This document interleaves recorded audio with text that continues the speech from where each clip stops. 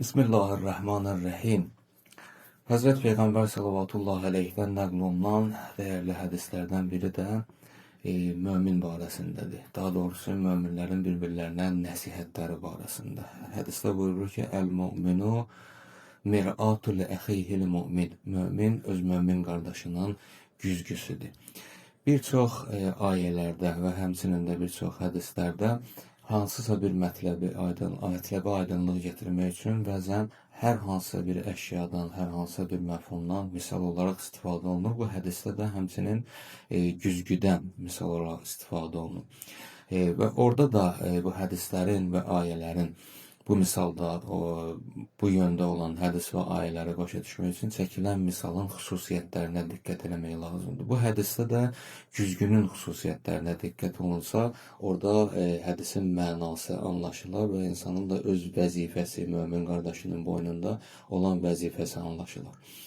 Onlardan güzgünün xüsusiyyətlərindən bir neçə xüsusiyyət sayılır ki, hətta bunu genişləndirmək də olar. Onun bir neçəsini izah edeyim. Birincisi budur ki, güzgü həmişə istər böyük olsun, istər kiçik olsun, istər insanı cibində gəzdirsin, belə fərq eləməz. İnsanın güzgüyə ehtiyacı var, özünə baxması üçün, özünə düzəltməsi üçün.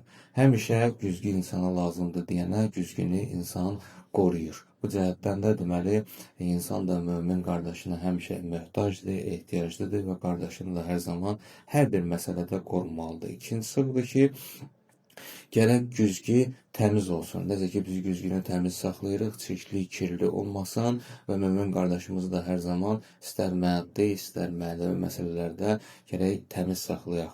Güzgü insana bir xüsusiyyəti budur ki, düz göstərir. Heç vaxt insanı əyri göstərmir.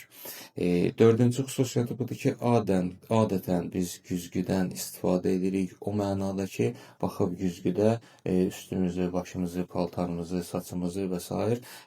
Düzəliş veririk.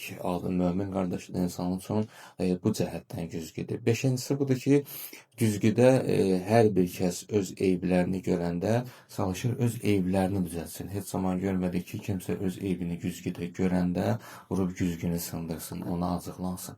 Mömin qardaş da adətən insanın eyblərini ona deyəndə gərək qardaşından inciməsin və öz səhvlərini, xətalarını və eyblərini düzəltsin. Altıncı xüsusiyyət də budur ki, güzgü elə bir xüsusiyyəti var ki, insanın eybini insanın özünə göstərir, daha başqalarına göstərmir. Mömin qardaş da adətən insanın özünə göstərir və gedib başqa şəxslərin yanında insanın eyblərini, nöqsanlarını danışmaqla onun abrını aradan aparmır. Baxın, güzgünün xüsusiyyətləri bir neçədir ki, bundan artığını da artırmaq olar. Hər bir xüsusiyyət, ona görə misalda Həzrət Peyğəmbər güzgünü misal verir ki, hər bir xüsusiyyət mömin qardaşında olarsa, insan ona baxıb, güzgüyə baxıb, öz nöqsanlarını, xətalarını düzəltməklə öz mömin qardaşı ilə sağlam, normal bir qardaş olar. Belə bir hədislə nəql olunur ki, Həzrət Yusuf Peyğəmbər Misirin əziz seçilərkən hamı gəldi, demək olar ki, onu təbrik elədi, hədiyyələr gətirdilər. Amma bir yaxın dostu vardı ki, həm yaxşı günündə, həm pis günündə hər zaman onunla idi. 3 gün idi ki, bu dostundan xəbər yox idi. Həzrət Yusuf Peyğəmbər narahat oldu ki, niyə görə hamı gəlir, amma mənim ən yaxın dostum gəlib məni təbrik eləmədi, məni başa çıxmadı. Amma 3 gündən sonra dostu tapılır, gəlir. Həzrət Yusuf onun niyə görə gecikməsinin səbəbini soruşanda o da belə cavab verir ki, mən də deyir, gördüm hamı sənə gözəl hədiyyələr gətirirlər. Mən də getdim deyir, o qədər hədiyyə axtardım ki, amma sənə uyğununu tapa bilmədim. Və nəhayət belə bir hədiyyə ilə gəldim. Cibindən bir balaca güzgü çıxardı, Həzrət Yusuf Peyğəmbərə uzadı, deyir ki, və bunu sənin üçün tapdım. O da buna görə tapdım ki, baxdım ki, hansı bir hədiyyəyə baxsam sənə layiqdir, amma bu güzgü sənin özünü göstərir. Sənə yalnız özünü göstərir deyənə, ona görə bu güzgünü məsləhət bildim ki, sənə hədiyyə edeyim. Gecikməyimin də səbəbi bu idi.